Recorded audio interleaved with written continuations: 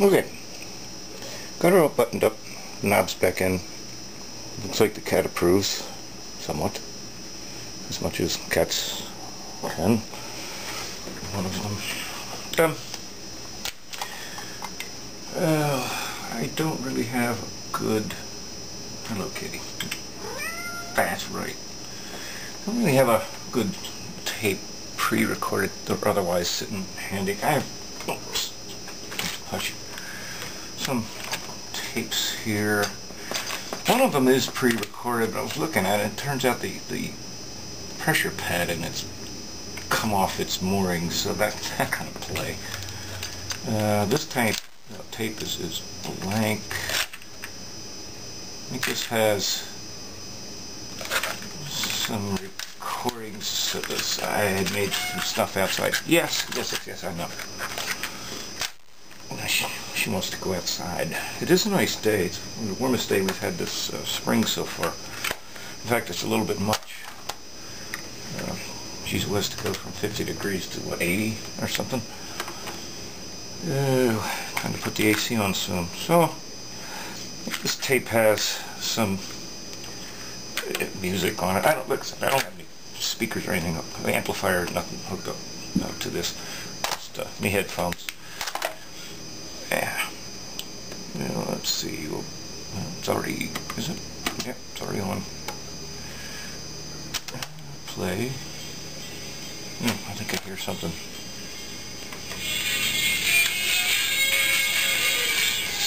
Yeah.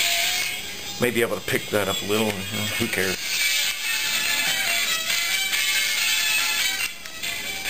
I don't even know what that is. And I don't particularly care. It's good tape. It's a UDXO 90 from XL. Used. Probably abused. I don't know where I got that. I did not record that on there. I don't know what that is. You know what it does in the fast forward mode. With while in play, fast forward. You see that? So you can cue it. By hearing. The same thing rewind. I don't recommend you doing that when you've got this plugged into a 400 watt system. You'll zorch your tweeters. Be mindful of that. Just cut back on the volume before you cue it like that. Everything else works. I already just demonstrated that. I am going to test the record functions and all, of course. That's why Kitty. Well, she really wants to go outside. Yep. So anyway, right now I'm calling this complete repair. There's a little dust on it here and there, but I keep this in a anvil case. Just keep the lint out of it. I don't store it with tapes in. So maybe I'll get another 5 or 10 years out of it if I'm lucky. If I live that long, before I have to open her up again. I'd rather not have to. I've got 100 million other things in the hopper that need to be looked at. Pull this out so I don't forget. And the belts. These are the original belts that came out of here. I say original. They're what was in it when I got it quite a few years ago. I cannot tell you if they're the original belts from the factory. They probably are, but while still elastic, they're not. They're stretched out just a little bit, and they're a little bit slick on their surfaces from oxidation. That they're as good as they are is kind of remarkable, given the age of this, and assuming these are the original belts. And I really don't have any reason to think that they're not, because when I got it, it worked just fine, no troubles whatever. And I know I know the man that I got this from. He would have told me if he had ever rebelted it. So these will be saved. You know, if they're not totally like wet noodles, where if you stretch it, it doesn't spring back at all. don't bother with them. Nothing's going to fix that. If they're just a little slick, you can, with chemicals sometimes, or with the abrasives, you know, something like this, get them to work again, at least for a while. It'll buy you some time. You know, why not? Until you get new belts, or if you even have to. Kudos to Vintage Electronics. They did me a solid with the belts. They're just exactly what I needed, what this needed. This lovely lady needed. They will work in a pinch. If I had to, I could put one of these belts back in. The other thing too, though, keep in mind, if you do this stuff, you know, even if the belts may have stretched out a little too much to operate in this particular drive transport, well, you might have another deck where the pulleys want the same similar sort of belt, but they're a little bit further apart.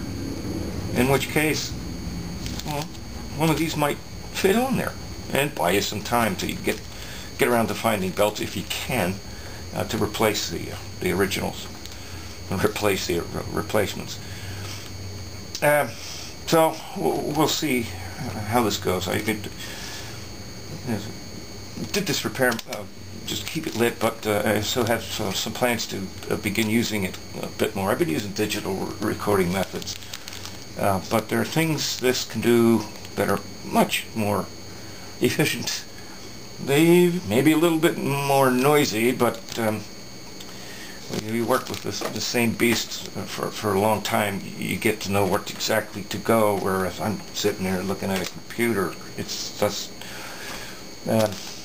doesn't work out for me as well. Now I know, and I don't have one, but I know there are these wonderful, I've played with them, digital recorders that do a zillion things better than these old cassette tape ones did. And there are things you could do with those, of course, that you cannot with this. They're absent of tape hiss. You can bounce 100 times from one track to another on those digital ones, and you get no deleterious effect on your sounds. Whereas with this, yeah, it has its limitations in that way. But it's like the thing. A lot of people still enjoy them for various reasons. I'm certainly going to keep this one lit as long as I can.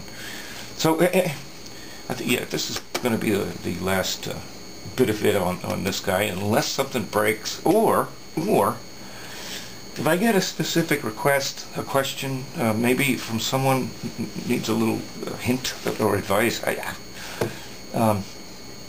I'll either do it textually in the comments, or maybe tack on another vid. Who knows? Keep it open, those options open.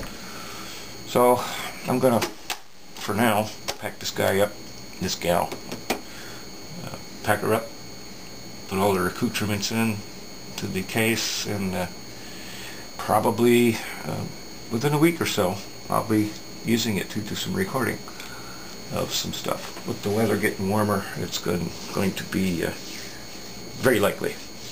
So, see you.